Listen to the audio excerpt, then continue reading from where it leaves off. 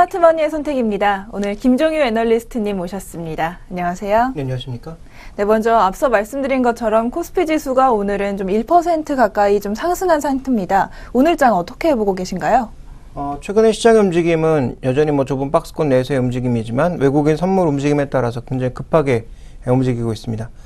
지난 주말에 급락했을 때는 10,000개가 넘는 외국인들의 선물 매도가 시장을 하락으로 이끌었다면 오늘은 한 2시 정도 기준으로 한 7,000계약이 넘는 외국인들의 선물 매수가 또 상승을 견인하고 있거든요. 그래서 전체적인 외국인들의 선물 움직임이 미결제 확정의 변화와 함께 어떻게 시장을 팔로우하느냐에 따라서 시장의 변동성이 계속 커지고 있는 상황이고, 종가 기준으로 보면 큰 변동은 없는 거예요. 결국은 2000선을 중심으로 해서 약간 위로 올라가거나 약간 아래로 내려가는 정도의 좁은 변동성이거든요. 그래서 우리 시장의 전체적인 지수 변동성은 여전히 제한적인 가운데 단기적인 등락을 외국인 선물이 계속 좌우하고 있다. 이 부분 정도만 생각하시면 될 것 같고요. 또 하나, 최근 외국인 현물 수급은 또 며칠간은 그렇지 않다가 최근 이틀간은 또 IT 종목에 너무 집중된 양상을 보이고 있는 것이 아닌가, 좀 이렇게 생각이 되고 있습니다. 네, 결국 말씀 전에 해주신 것처럼 외국인의 수급 상황이 참 많은 영향을 미치고 있습니다. 그렇다면 본격적으로 오늘의 이슈로 들어가 보겠습니다. 글로벌 이슈가 준비되어 있는데요. 파이낸셜 타임스에서 WTO, 세계무역기구죠. WTO를 인용해서 보도한 자료에 따르면 1분기 세계 무역 규모가 조금 생각보다 저조한 수치를 좀 나타냈습니다. 이런 상황들, 글로벌 상황에 좀 어떤 영향을 줄지 알아보겠습니다. 애널리스트님 어떻게 보고 계신가요? 원래 예상치가 4.7% 증가였습니다. 그런데 실제 결과는 2.2% 나왔으니까 예상치의 절반도 못 채운 거죠. 달러로 환산하게 되면 1.5%니까 3분의 1도 못 채운 겁니다.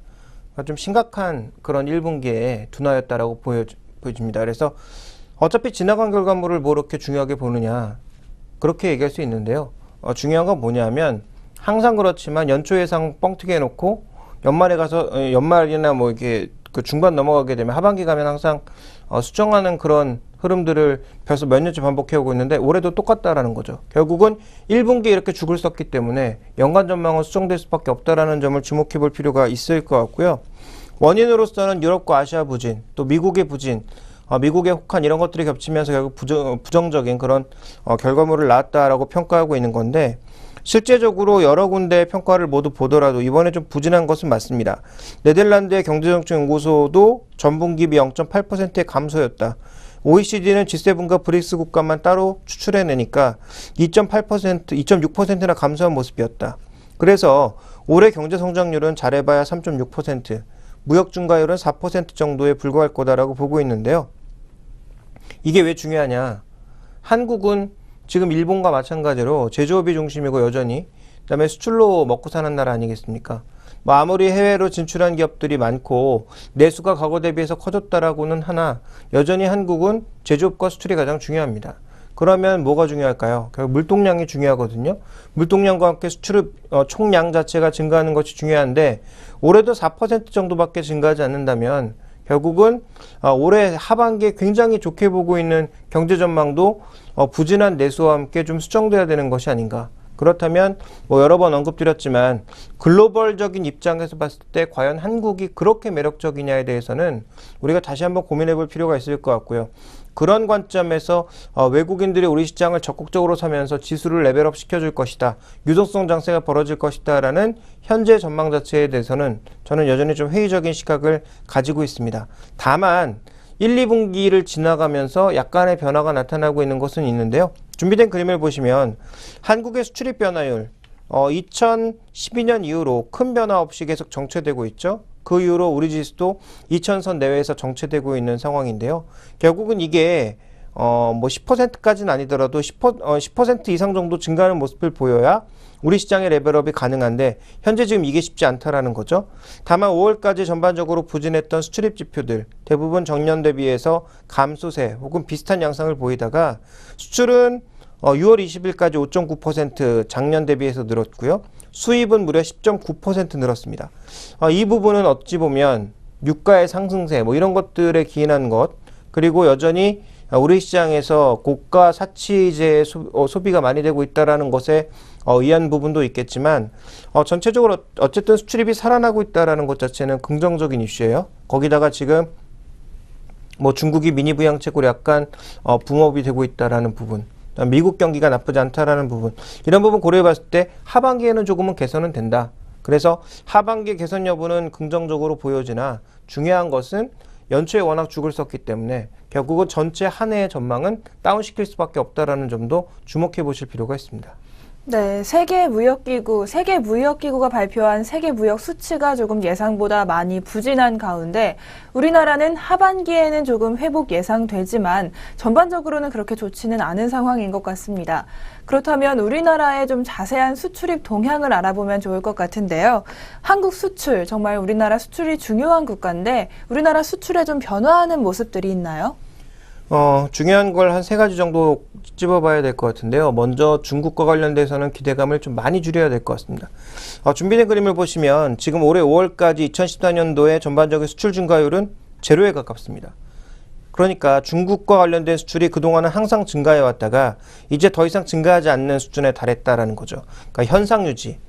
그러니까 과거에 한 100개 하다가 120개, 125개, 거의 변화 없었고 130개 정도로 늘었다가 이번에도 130개라는 거죠.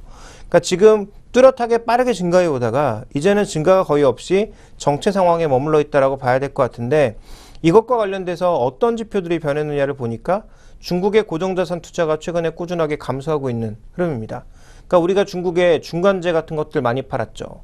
주로 부품이라든지 아니면 중국의 원자재를 계속 끌어들이는 과정에서 원자재와 함께 제품을 생산해내는데 필요한 석유 제품들, 화학 제품들, 철강 제품들, 이런 것들에 대한 수출이 많이 늘어나서 우리나라 수출이 크게 개선되는 모습이었고, 상대적으로 저평가받았었던 소재 종목군들의 빅랠리가 2008년도부터 이어지는 2008년까지 쭉 이어지는 그런 모습을 보여왔는데요. 중국이 이제 고정자산 투자를 줄이면서 이와 같은 탄력이 줄어들고 있다는 점을 주목해 볼 필요가 있는 거죠. 결국 중국과 관련된 트렌드의 핵심은 아무래도 수출이 좀 앞으로는 부진할 가능성이 있다. 대신 IT 부품은 주요 생산기지가 베트남으로 옮겨졌기 때문에 베트남 쪽으로의 수출이 급증하는 모습을 보였죠. 그래서 아시아와 중국 쪽을 살펴봤을 때는 약간의 변화가 나타나고 있다는 점 주목해 볼 필요가 있겠고요. 자, 그 다음에 내구 소비재와 국영재 수출. 그러니까 내구 소비재는 IT와 자동차고요.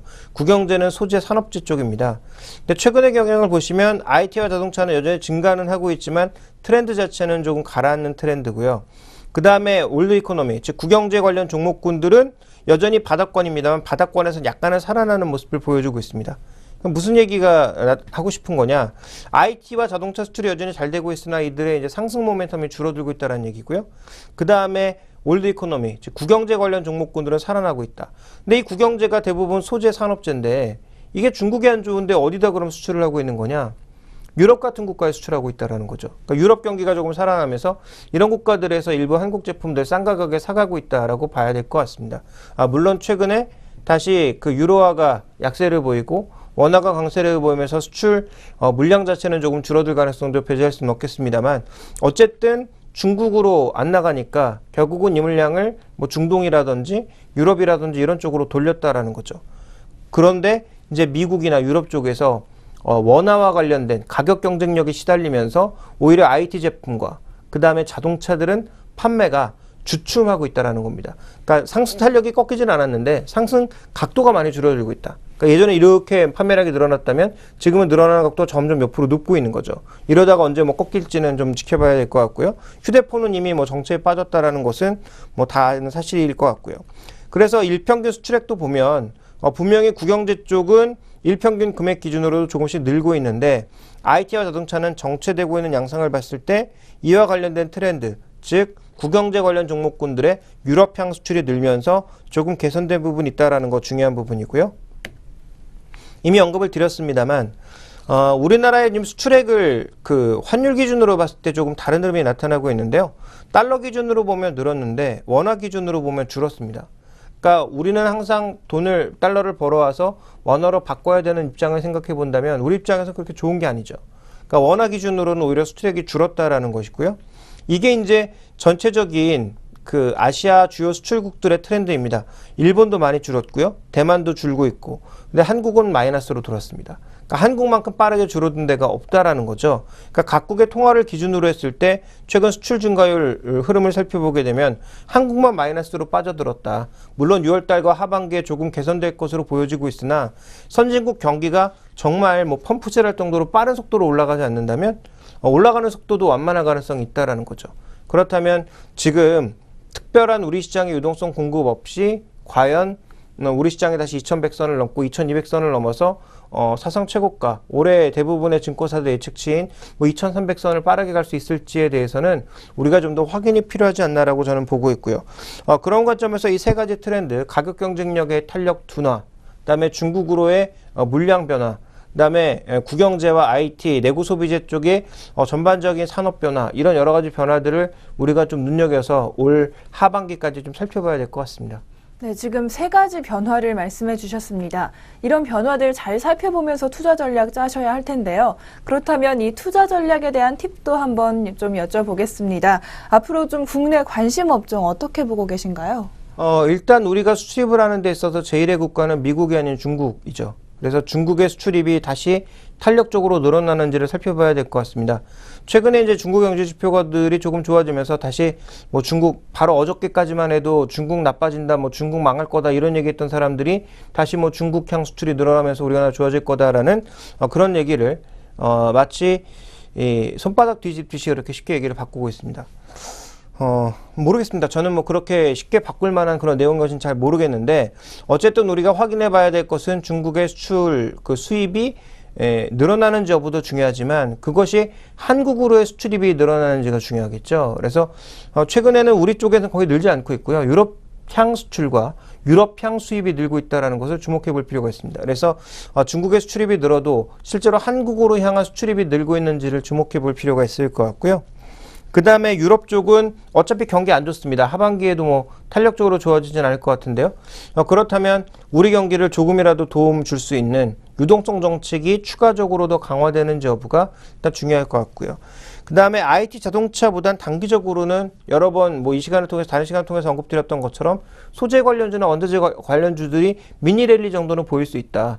왜냐하면 이번 분기에 잘 팔았으면 이 실적이 아무리 뭐 빨리 나와봐야 뭐 7월, 8월 정도에 잡히는 거 아니겠습니까? 그러니까 좀 밀려서 잡히는 걸 고려해 본다면 결국은 2분기, 3분기 실적이 조금씩 개선되는 모습을 보일 수 있다라는 거죠. 그러니까 1분기 바닥 찍고 2분기, 3분기 실적이 턴하니까 실제로 IT 종목군들, 삼성자를 중심으로 실적이 오히려 고점치고 떨어질 것으로 예상되고 있는데, 또 자동차 관련 종목군들도 최근에 재고가 많이 쌓이고 있다는 관점에서 약간의 불안감이 나타나고 있는데, 그런 관점에서 본다면 종목군의 일시적인 변화, 그러니까 영속적인 변화라기보다는 뭐 2분기에서 3분기 정도에 걸쳐진 상황에서 일시적인 변화로 이런 종목군들이 잠깐 더 랠리를 보일 가능성이 있다. 이 정도로 우리가 좀 생각을 해보고요.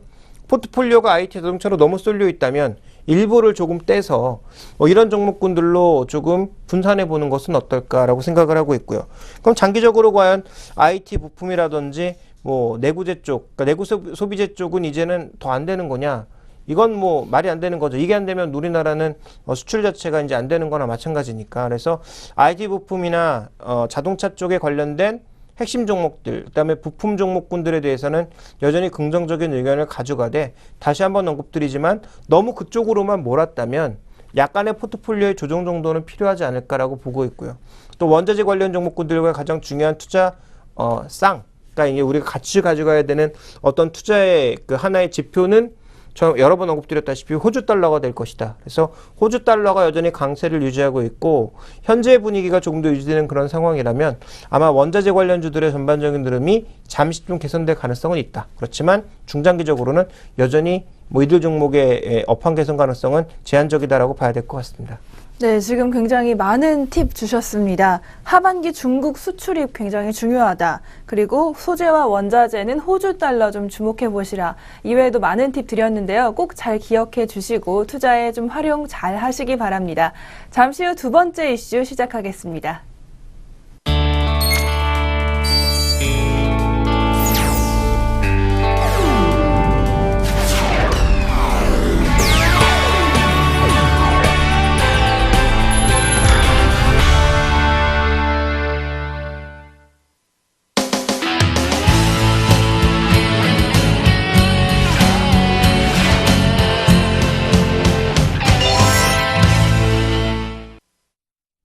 네, 두 번째 글로벌 이슈는 좀 일본 쪽으로 넘어가 보겠습니다. 일본이 잃어버린 20년이다 해서 내수 경기 참 안 좋다는 말은 익히 들어서 많이 알고 계실 텐데요. 그럼에도 좀 변하지 않는 것이 바로 일본의 해외 진출입니다. 이 일본의 해외 진출에서 우리가 오늘 투자의 시사점을 한번 얻어볼까 하는데요. 우선 일본의 해외 진출, 예전에야 좀 정말 유명했지만 지금도 잘 진행되고 있나요? 오히려 지금이 더 많이 되고 있다라고 봐야 되겠죠. 그러니까 일본의 불안감은 지금 여러 가지가 나타나고 있지 않습니까? 정치적인 불안감을 포함해서, 그다음에 동북 원전 자체가 이제 망가지면서 전력과 관련된 불안감, 그다음에 일종의 이제 지정학적 위험. 그러니까 이 지정학적 위험은 우리가 흔히 얘기하는 전쟁 이런 것들보다는 그런 것도 이제 포함이 되겠죠. 중국이랑 최근에 계속 분쟁을 하고 있으니까 이제 그런 부분도 포함이 될 거고, 또 하나는 이제는 지리적인 그 불안감. 아무래도 환태평양 지역에 속해 있다 보니까 또 한 번 언제 이런 대지진이나 해일이 있을지 모른다는 그런 불안감들이 여전히 존재하고 있죠. 그러다 보니까 아무래도 기업들이 밖으로 많이 나가고 있는 건 사실이다라고 볼 수가 있겠고요. 금액 기준으로 봤을 땐 역대 최대 금액을 작년에 찍었고, 올해도 비슷한 추이를 보여주고 있어서 올해도 꾸준하게 좀 증가하고 있다라고 봐야 될 것 같습니다. 그래서 좀 준비된 그림으로 확인을 해보도록 하겠는데요. 준비된 그림을 보시면 지금 8년도에 급증하는 모습을 보였다가 다시 급감세로 돌아섰죠. 이때 금융시장이 아무래도 안 좋아지면서 급감하는 모습이었는데, 다시 2011년, 2012년, 2013년 3년 연속으로 급증하는 모습을 보이면서 2013년에 이제 탑을 기록하는 모습이었고요. 올해는 추가적으로 더 증가할 가능성이 현재 언급이 되고 있습니다. 그 다음 살펴보게 되면 최근에 M&A가 아시아 지역 내에서 일본을 중심으로 꾸준하게 진행되고 있는데요. 어제 이제 중국의 M&A에 관련돼서 이제 말씀을 좀 드렸는데, 중국 M&A는 내수 쪽, 그러니까 중국 내에서 서로 덩치를 키우는 쪽으로 좀 나가고 있는 반면, 그리고 대부분의 기업들이, 국영 기업들은 굉장히 규모가 큰 반면, 일본 같은 경우에는 이제는 중국에서 발을 빼고 있죠. 왜냐하면 스스로 발을 빼고 싶은 부분도 있겠지만, 중국 내에서 이제 반일 감정이 워낙 격하게 나타나고 있기 때문에 최근에 어떻게 보면 우리나라보다 중국에서도 반일 감정이 격하다라고 봐야 되겠죠. 그러다 보니까 이제 중국의 기업을 인수하는 M&A는 크게 줄어들고 있지만 동남아시아 기업들의 인수 건수는 점점 늘고 있습니다. 그래서 전체적인 M&A는 여전히 증가 추세를 나타내고 있다. 그런데 중국에선 줄고 동남아에선 여전히 증가세를 나타내고 있다는 점 특징적으로 봐야 될 것 같고요. 이 안에서 이제 포함되고 있는 것은 상당 부분이 에너지 자원과 관련된 부분, 또 유통과 관련된 부분, SOC와 관련된 부분들이다. 그리고 정부 합작 프로젝트가 굉장히 많다라는 점도 우리가 좀 특징적으로 살펴봐야 될 것 같습니다. 그래서 일본의 지금의 해외 진출은 멀리 자원을 확보하기 위해서 북아프리카도 가고, 호주도 가고, 여러 군데 가서 그 지분을 사들이고 있습니다만, 미국에서도 사고 있습니다만, 실제로 가까운 동남아 지역을 중심으로 해서는, 해외 상사의 주재원을 늘린다든지, 그쪽에 전반적인 생산 설비를 늘리는 그런 모습들이 여전히 진행되고 있습니다. 그래서 업종별로 좀 살펴보게 되면요. 준비된 그림에서 나오는 것처럼 지금 제조업이 늘어나는 것보다 비제조업이 더 빠른 속도로 증가하고 있거든요. 지금 해가 가면 갈수록 비제조업이 더 빠른 속도로 증가하고 있습니다. 근데 그 비제조업 중에서는 도소매업이 빠르게 진출하고 있는 모습이죠. 그래서 여러 가지 산업들이 지금 동반해서 모두 진출하고 있다. 그런데 그 중에서도 최근에 도소매업과 같은 비제조업 쪽의 진출이 더 빨라지고 있고, 서비스업과 관련된 진출이 빨라지고 있다는 것은 결국은 이제는 동남아시아 시장도 제조업의 단계를 넘어서 서서히 이제 소비의 단계로 나가고 있는 상황. 벌써 중국이 그 초기 단계로 넘어가고 있는 상황이죠. 그러다 보니까 인도네시아를 포함한 인도 이런 국가들에서도 앞으로도 그런 상황이 나타날 수 있기 때문에 이에 대한 경쟁력을 확보하기 위한 노력들이 제조업 서비스업 쪽에서 나타나고 있고요. 그 다음에 기존에 이미 태국을 포함한 여러 지역으로 진출해 있었던 일본의 제조업들은 오히려 그쪽에서의 생산 물량을 더 강화하는 모습을 보여주고 있다. 이렇게 봐야 될 것 같습니다. 네, 일본의 해외 진출. 오히려 지금이 더 액수로는 더 큰 액수 보여주고 있고요. 좀 계속해서 좀 진행이 되고 있는데, 반면에 내수 경기는 좀 아직도 크게 살아나지는 못하고 있다고 합니다. 이런 관점에서 볼 때 좀 내수는 좀 등한시하고 해외 진출만 활발해지는 거 아닌가 하는 좀 우려라면 우려도 드는데요. 어떤 상황인가요? 우리나라도 마찬가지라고 봐야 되겠죠. 지금 기업들이 왜 굳이 밖으로 나가려고 하겠습니까? 왜냐하면 안에서 우리나라 안에서 만들면 상대적으로 경쟁력이 떨어질 수밖에 없거든요. 인건비도 높고 상대적으로 물가 수준이라든지 뭐 여러 가지 여건들이 상대적으로 좋지 않다 보니까 자꾸 해외로 나가게 되는 거죠. 근데 일본도 마찬가지입니다. 지금 일본 내부에서 만들면 가격 격차가 크게 날 수밖에 없다. 그래서 뭐 제가 관심을 갖고 있는 뭐 전자제품 같은 것들도 실제로 일본 브랜드이나 중국에서 만든 제품들은 굉장히 가격이 싸지만 일본에서 만든 일본 내수 제품들의 가격은 굉장히 비쌉니다. 가격 격차가 굉장히 크게 나거든요. 그러니까 그런 부분에 의해서 제조업들은 계속 해외로 나갈 수밖에 없는 상황이죠. 그러니까 준비된 그림을 보시면 수송기계라든지 뭐 전기기계, 화학, 제조업 대부분의 제조업 쪽에서의 해외 생산 비율은 점점 올라가고 있습니다. 특히 뭐 수송기계, 자동차 같은 경우에는 이미 50%를 넘어간 상황이고요. 일반 기기가 최근 들어서는 굉장히 또 정밀기계 쪽이 해외 쪽으로 많이 나가고 있고 해외 설비 투자 쪽도 보시면 수송기계 같은 것들, 자동차 같은 것들이 가장 빠르게 증가하고 있습니다. 그러면 이 금액들을 만약에 다 내수에 쏟아부었다면 일본의 내수는 옛날에 부흥을 했겠죠. 그런데 이 기업들이 자꾸 해외로 빠져나가다 보니 가장 돈을 많이 벌고 있고 재무구조가 가장 좋은 기업들이 해외로 계속 빠져나가고 있다 보니까 실제로 아비노믹스는 굉장히 여러 가지 힘을 많이 쓰고 있고 돈도 많이 투입하고 있지만 내수 쪽에서는 의미 있는 결과물을 아직까지는 크게 가져오지 못했다라고 봐야 될 것 같고요. 그래서 일본 같은 경우에도 내부는 공동화, 해외 쪽으로는 그래서 기업은 계속 해외에서 돈을 벌어서 기업 자체는 돈을 버는데 일본의 사람들은 돈을 벌지 못하는 그런 양상들이 조금 나타나고 있다라고 봐야 될 것 같고요. 그런 관점에서 우리 시장도 앞으로 뭐 비슷한 모습을 보일 가능성 뭐 충분히 있지 않나라고 판단하고 있습니다. 그래서 지금 중국 쪽으로 뭐 우리나라도 반도체 뭐 설비 쪽이라든지 이런 것들이 점점 많이 나가고 있는데 이런 것들이 나가면 나갈수록 좋지 않다라는 거죠. 대표적으로 예를 들어서 뭐 수원시 세금에 거의 뭐 30% 이상을 삼성전자가 혼자 내고 있다. 삼성전자만 빠져나가면 수원시 재정은 뭐 바로 무너진다. 뭐 이런 얘기가 나올 정도로 지역 경제를 담당하고 있는 기업들이 우리나라도 상당수 많이 있습니다. 그런 것과 좀 비슷하게 아마도 그런 현상이 나타날 가능성을 배제할 수가 없기 때문에 뭐 일본의 사례에 대해서는 우리가 조금 눈여겨서 계속 살펴봐야 되지 않나라고 보고 있습니다. 네, 특히 일본의 경제 상황은 우리나라보다 조금 더 먼저 간다고 할 정도로 굉장히 우리나라와 비슷한 점들이 많은데요. 그렇다면 일본의 해외 진출 이렇게 알아봤는데 이 점에서 우리가 얻을 수 있는 시사점은 어떤 것들이 있을까요? 뭐 이미 조금씩은 말씀을 드렸는데요. 일본도 결국은 앞으로 이런 해외 진출이 급해질 수밖에 없다. 그러니까 두 가지 관점에서 급해지고 있는 건데 한 가지는 해외 쪽이 좋으니까 나갈 수밖에 없는 부분.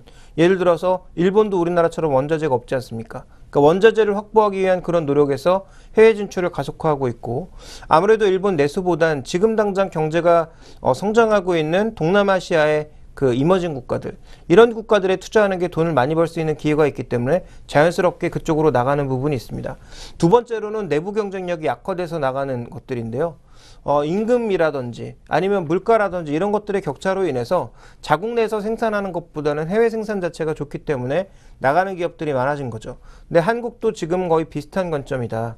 그래서 뭐 당장 울산에 있는 뭐 조선소라든지 뭐 석유화학 플랜트들, 그다음에 자동차 공장, 또 서울 인근의 포진에 있는 LCD 공장이나 뭐 반도체 공장이 반드시 뭐 당장 없어지진 않겠지만 장기적으로 봤을 땐 이런 것들에 대한 공동화가 조금씩 나타날 가능성이 있다라는 거죠.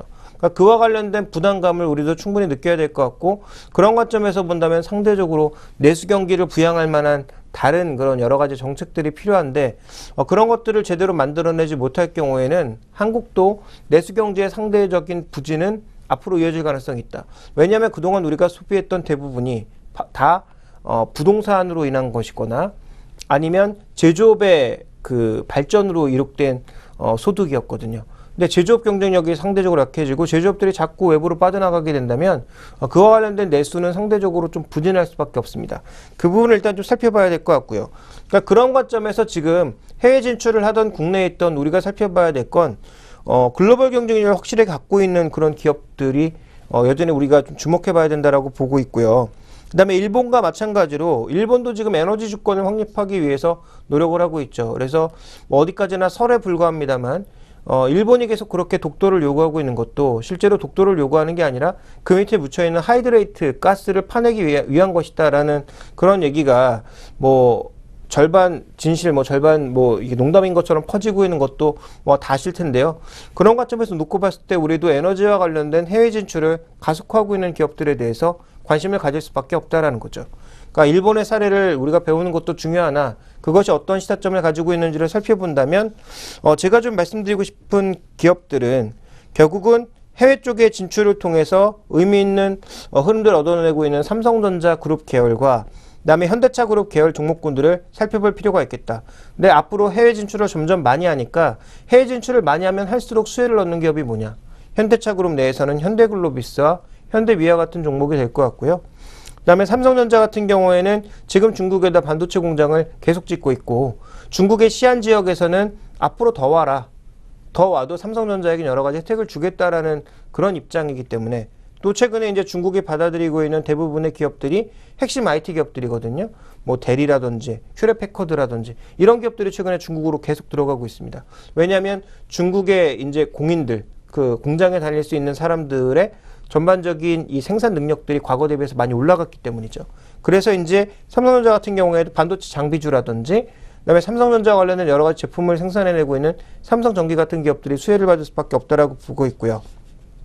자원개발 쪽에서는 뭐 다 아시겠지만 LG상사나 대우인터, SK이노베이션처럼 이미 광고 개발이 끝나서 이쪽에서 이익을 거둬들이고 있는 기업들 앞으로 이런 기업들이 배당도 많이 주고 장기적으로는 이익을 좀 거둬들일 수 있다는 측면에서 주목해 볼 만한 일본의 사례에서 우리가 찾아본 종목들이 아닌가라고 판단하고 있습니다. 네, 일본의 해외 진출 사례를 통해서 우리의 미래 한번 예측해봤고요. 관련해서 관심 종목까지 한번 알아봤습니다. 지금까지 두 번째 글로벌 이슈 살펴봤고요. 잠시 후 종목 신호등 시간 이후에 오늘의 종목으로 돌아오겠습니다.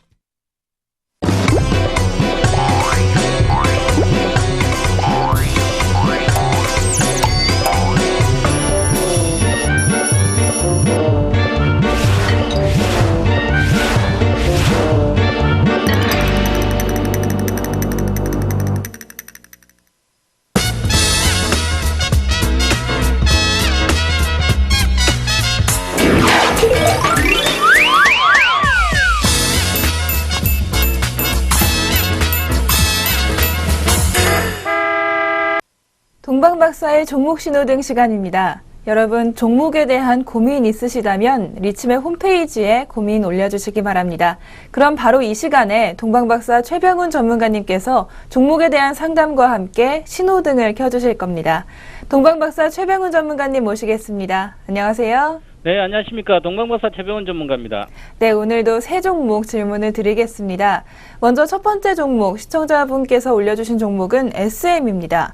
SM 지금 36,000원대 기록하고 있는데 이분은 4만 원에 50% 비중으로 매수하셨다고 합니다. 지금 고생 중이신데 많이 빠졌다는 말에 4만 원에 들어가셨는데 그때보다도 더 빠져서 정말 잠도 못 주무시고 고생 중이라고 하시는데요. 과연 본전은 갈 수 있을까 좀 걱정되신다고 합니다. 네, SM 어떻게 보고 계신가요? 네, 오늘 이제 중요한 뭐 이슈도 나와서 주가가 오르다가 많이 오르다가 좀 상승폭이 축소가 됐는데요. 4만 원에 정도에 샀다면 최근에 아마 여기서 사신 것 같아요. 많이 빠졌으니까 반등할 때 첫 번째 사셨는데 그래서 주식은 빠졌을 때 첫 번째 반등한다고 여기서 들어가게 되면 거의 실패를 합니다. 여기서 만약에 들어가게 되면 거의 다 성공을 하죠. 그래서 어떤 하락이 박스권을 깨면 2단계 하락을 한다. 이렇게 이게 엘리어트 파동 이론을 적용해도 그렇고 파동상으로는 항상 빠지면 이렇게 하락 파동은 이렇게 세개 파동으로 2단계 하락을 한다. 이렇게 꼭 기억하셔야 됩니다. 그래야만 이렇게 여기서 사서 추가적인 3만 원에 사서 추가적인 하락을 맞지 않는 거죠. 만약에 여기서 3만 5천 원 내외에서 샀다면 충분히 기다리면 수익이 날 수 있는 구조다. 이렇게 말씀을 드리고요. 오늘 이제 어저께 발표가 나왔죠. 최근 들어서 이렇게 많이 빠진 것은 여기서 추세적으로 하락했죠. 그것이 바로 세무조사죠. 세무조사가 있어서 그런데요. 이게 세무조사가 나오고 나서 이제 세법상 착오라고 결론이 났습니다. 그래서 102억 정도 추징금을 부과를 받았는데 결국은 뭐 불법으로 한 게 아니라 세법상 착오이기 때문에 나머지 어떤 회사의 펀더멘털에 문제가 있는 건 아니죠. 그래서 현 상태는 오늘 그래서 어떻게 보면 호재가 나왔다는 것보다 뭐 102억을 추징금 받았으니 회사 실적에는 마이너스가 가는 거죠. 그런데 불확실성이 해소됐다. 그런 참에서 반등을 해줬습니다. 자, 그래서 한번 투자 포인트를 한번 보면서 말씀을 드리도록 하겠습니다. 그래서 결국은 이제 좀 전에 말씀을 드렸지만 추징금 우려가 해소됐고 그 다음에 2분기는 결국 추징금을 2분기에 반영을 시키면 2분기에는 별로 안 좋을 거다. 그런데 100억이 반영되면 하반기부터는 좀 나아지지 않겠나 그런 측면이다. 그래서 실적 개선이 하반기부터는 좀 좋아지지 않겠나. 그런데 확실하게 실적이 좋아진다고는 아직까지는 확정적으로 말씀을 드릴 수가 없는 게 지금 원엔 환율이 추이가 아직도 불안하기 때문에 변동성이 크죠. 그 다음에 그렇기 때문에 그에다 또 원엔 환율 추이를 아주 잘 보셔야 됩니다. 그래서 일본에서 수입이 많이 들어오기 때문에 매출이 그래서 그에 대한 원엔 환율을 추이를 좀 보고 결정을 해야 됐고요. 그 다음에 하반기에 이제 아티스트 라인업이 많이 강화가 되면 실적이 좋아지는데 아직까지 이런 거 좀 유동적이죠. 물론 뭐 엑스 아시아 투어라든지 사인이 일본 아리나 투어가 이렇게 계획되고 있기 때문에 아티스트 활동이 좀 점차적으로 확대됩니다. 그래서 좀 기대는 되고 있지만 아직까지 실적에 대한 확실한 것은 없다. 그리고 보면 과거 역사적으로 보면 이 SM은 적정 주가가 항상 PER 기준으로 30배 정도 되는데 현재 이렇게 추징금을 감안한 올해 예상 실적을 봤을 때 PER 한 31배 정도 되거든요. EPS가 한 1,300 정도 나오기 때문에 그래서 현재 주가가 적정 주가다. 현재 주가가 적정 주가면 5만 원은 비싼 주가고 4만 원은 비싼 주가죠. 하지만 기술적으로 차트를 보시면 반등의 영역은 분명히 있습니다. 그런데 지금 이렇게 강하게 반등 오늘 하다가 못한 거래가 실렸죠. 그러면 결국은 이제 기간의 수급이라든지 큰손의 수급이 좋아야 되는데 지금 당장 실적이 2분기 실적 나올 때까지는 주가가 지지부진하다. 그래서 이 박스권에서 4만 1,000원 정도 이 박스권에서 4월 8월까지 7월 8월까지 이 박스권에서 놓을 것 같다. 그래서 지금은 바닥권에서 좋긴 좋지만 수익률 한 15% 10%밖에 기대되지 않기 때문에 굳이 지금은 굳이 한 손절할 필요 없이 가다가 본전 정도 가면 일단 팔자 이런 말씀을 드리겠습니다. 그래서 목표가는 41,000원 이 박스권 상단인 여기서 내려오기 때문에 41,000원이고요. 그리고 손절가는 여기 저점을 깨면 안 되죠. 그죠? 그래서 35,000원 정도 이렇게 손절가를 잡아 드리도록 하겠습니다. 네, 세무조사가 결론이 나면서 좀 불확실성은 해소가 됐지만 그래도 박스권에서 좀 움직일 것이다. 이런 예상해 주셨습니다. SM의 종목 신호등 어떤 분인가요? 네, 초록 신호등 켜드리겠습니다. 네, 일단은 지금 가지고 계시고 좀 본전까지 가지고 계시라는 초록불 켜주셨습니다. 다음 종목 그럼 살펴보도록 하겠습니다. 에이블 CNC 고민 상담 올려주셨는데요. 바로 미샤 브랜드를 가지고 있는 업종이죠. 에이블 CNC가 여태까지 많이 빠졌는데 오늘 급등하길래 21,700원에 20% 비중 좀 추격 매수를 하신 것 같습니다. 3만 원대까지 올라가지 않을까 이런 예상을 하셨다고 하는데요. 어떻게 보고 계신가요? 네, 장기적으로는 3만 원 정도까지 가지 않겠나. 그런데 물론 실적이 좋아져야만 3만까지 가죠. 그래서 실적이 아직 불확실하기 때문에 어떤 신제품이 나와서 중국에 잘 팔린다면 당연히 3만까지 가겠죠. 그런데 지금은 그거보다 현재 상태에 오늘 이 에이블 CNC도 이렇게 지금 9.5% 이렇게 오르고 있죠. 이렇게 급등하면서 최근에 거래량이 많이 실렸습니다. 이렇게 거래량이 많이 실리면 주가가 급등하고 있는데 이것뿐만 아니라 요즘 종목들이 보시면 아모레지도 잘 가고 있죠. 이렇게 급등 계속 가고 있습니다. 그 다음에 코스맥스도 보시면 잘 가고 있죠. 그리고 한국콜마 보시면 한국콜마도 결국은 잘 가고 있다. 이렇게 중국 관련 화장품들이 잘 가고 있습니다. 그러면 현재 이렇게 강한 모습을 보이는 이유가 결국은 이제 중국 시장에서 한국 화장품이 아주 이미지가 좋게 잘 팔리고 있습니다. 그래서 중가권에서부터 잘 팔리고 있고요. 특히 이니스프리라든지 이런 게 상당히 잘 나가고 있습니다. 그래서 물론 이 에이블 CNC는 그동안 소외주였죠. 계속 빠지면서. 그런데 이제는 소외주까지도 선도주들이 잘 나간 소외주까지도 반등을 하고 있죠. 그래서 전반적으로 좀 좋아지고 있다. 그렇게 보면 될 것 같습니다. 그래서 이제는 소외주도 이렇게 어느 정도 반등을 해주면 화장품주 전체에 대한 이제 예를 들어서 한국콜마라든지 코스맥스라든지 아모레지라든지 이런 게 잘 나가고 있기 때문에 그 후발적으로 소외주인 에이블 CNC도 어느 정도 반영이 되면 화장품 전체에 대한 리레이팅이 발생하기 때문에 좋은 측면이 있습니다. 그래서 보시고요.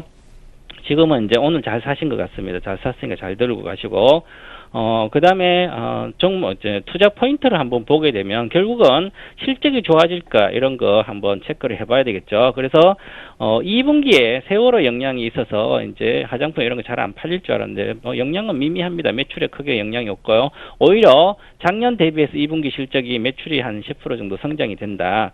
그런데 영업이익은 아직까지 성장이 안 되는 측면이 있고요. 특히 이제 지금 그동안 이제 신규 매장은 어느 정도가 좀 좋아지고 있지만 기존 매점의 기존점이 역성장을 좀 하고 있어서 이익이 실적이 개선이 안 되고 있고요.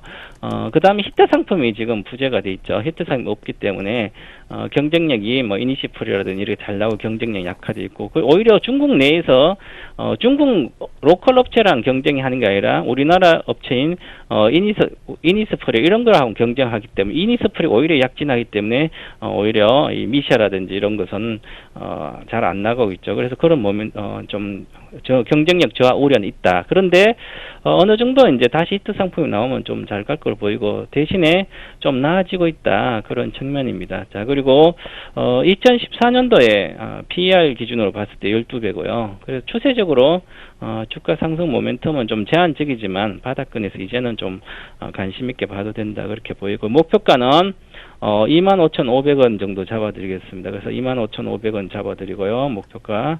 그 다음에 손절가는 21,000원 정도, 21,000원 중심선 유지해줘야 되겠지만 이렇게 잡아드리도록 하겠습니다. 네, 시청자분 올려주신 좀 기대하고 계시는 3만 원까지는 아니지만 그래도 중기적으로 2만 원대 후반까지 잡아주셨습니다. 에이블 CNC 종목 신호등은 어떤 불인가요? 네, 초록 신호등 켜드리겠습니다. 네, 지금보다는 더 오를 여지 있기 때문에 초록 신호등 켜주셨습니다. 마지막 종목 그럼 살펴보겠습니다. 바로 대우인터내셔널입니다. 대우인터내셔널을 최근에 사셨다고 하는데요. 32,000원에 비중 20% 사셔서 보유 중이라고 하십니다. 이제 본격적으로 오를 때가 되지 않았을까 좀 생각을 하고 계신다는데 대우인터내셔널 어떻게 보시나요? 잘 사신 것 같고요. 잘 갖고 계시면 된다. 저도 종목 신호등에서 31,000원대 정도에 공개적으로 좀 진단해드렸었는데요. 현재 상태에서 22평선 유지하고 주가가 이렇게 유지하고 있죠. 유지하면서 종목이 안정적으로 흐름을 주고 있습니다. 그래서 이게 매물대가 많기 때문에요. 요것만 돌파하면 추세적인 상승도 가능하다. 그래서 처음에 말씀드렸을 때 제가 여기서 말씀드렸을 때 목표가가 34,000원이고요. 34,500원. 그래서 여기 목표가가 35,200원까지 갔습니다. 그리고 나서 중기 목표가는 37,000원이라고 그랬습니다. 37,000원.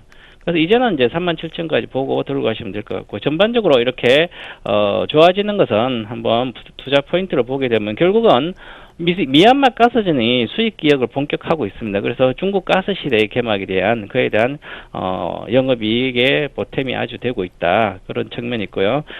그 다음에 2014년도 예상 PER로 봤을 때는 9배 정도 수준입니다. 그래서 고평가 영역은 아니기 때문에 PBR 1.4배고 어느 정도까지 좀 들고 가시면 될 것 같고요. 그래서 목표가를 37,500원 정도까지 잡아드리고요. 37,500원, 그 다음에 손절가를 32,000원, 32,000원 이렇게 여기까지 제가 32,000원 잡아드리도록 하겠습니다. 네, 대우인터내셔널 목표가 37,500원까지 잡아주셨습니다. 대우인터내셔널의 종목 신호등은 어떤 불인가요? 네, 초록 신호등 켜드리겠습니다. 네, 오늘 참 초록 신호등 많이 나왔습니다. 네, 목표가 37,500원까지 계속 가지고 계셔도 될 것 같습니다. 네, 이렇게 세 종목 살펴봤습니다. 네, 오늘 수고 많이 하셨습니다. 네. 네, 지금까지 동방박사의 종목 신호등 시간이었습니다.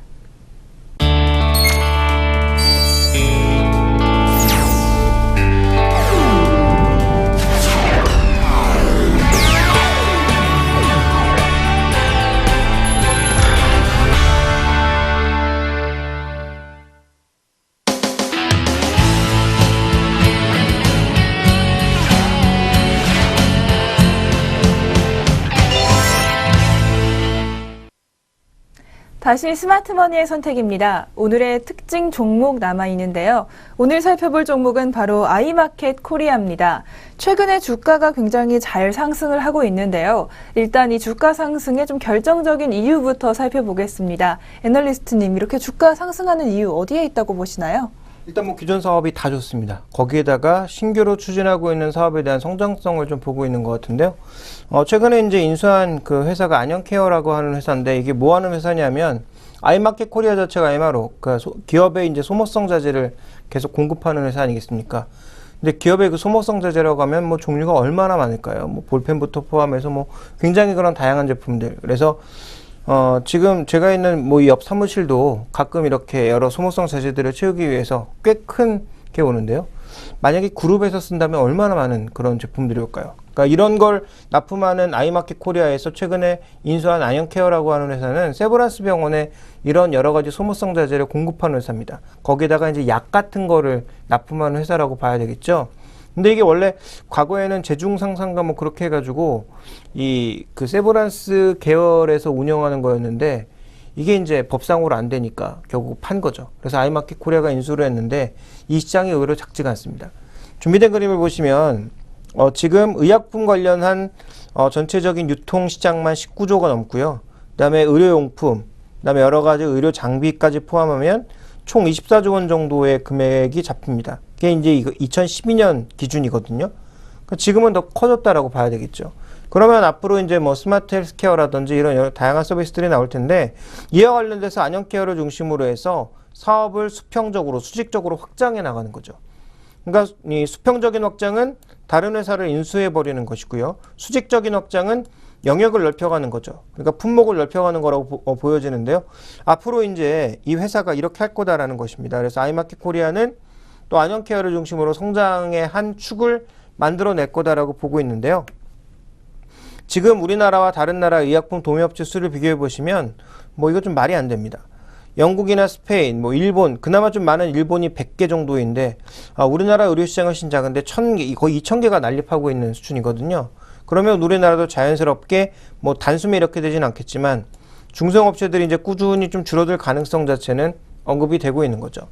그러니까 우리나라에서 지금 아무리 뭐 골목 상권을 시키자 어떻게 얘기를 해도 이런 유통 같은 것들은 대형으로 하면 할수록 더 낮은 비용으로 할 수 있기 때문에 결국은 아마 이쪽으로 가지 않을까 좀 보여집니다. 좀 안타까운 상황이긴 합니다만 어쨌든 뭐 트렌드 자체는 이렇게 좀 갈 것 같고요. 그 과정에서 최근에 중소형사들, 매출 1000억이 안 되는 회사들의 재무 비율을 살펴봤더니 전반적으로 지금 안 좋아지는 상황이란 말이에요. 그러니까 적자를 내고 있는 기업들도 굉장히 많이 있거든요.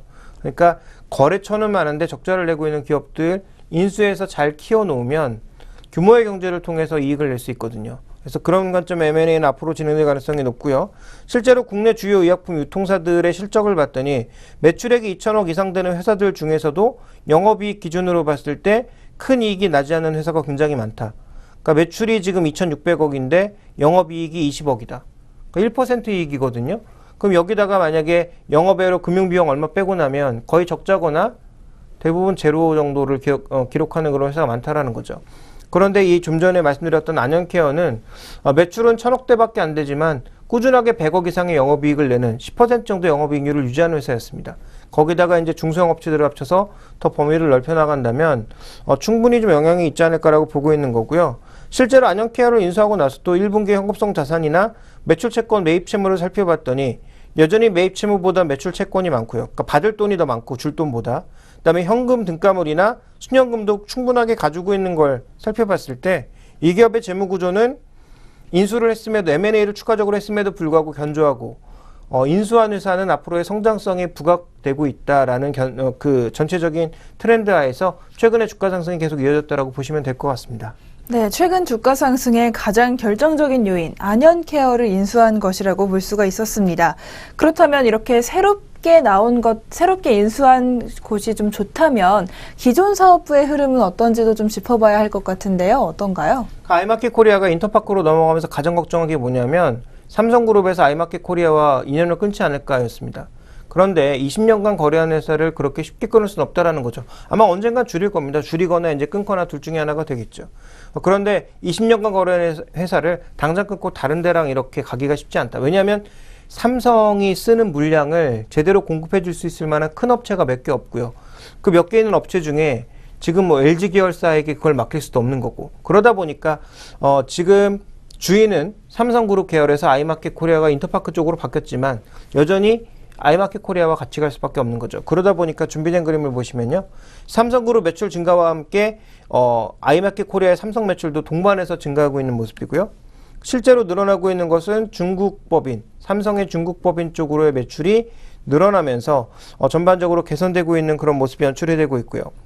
삼성, 뭐 위험이 있다. 장기적으로 위험이 있다. 그러면 비삼성 쪽에 고객사를 늘려야 되겠죠. 근데 이게 뭐 속도가 아주 빠르진 않지만 그래도 꾸준하게 좀 진행이 되고 있는 상황입니다.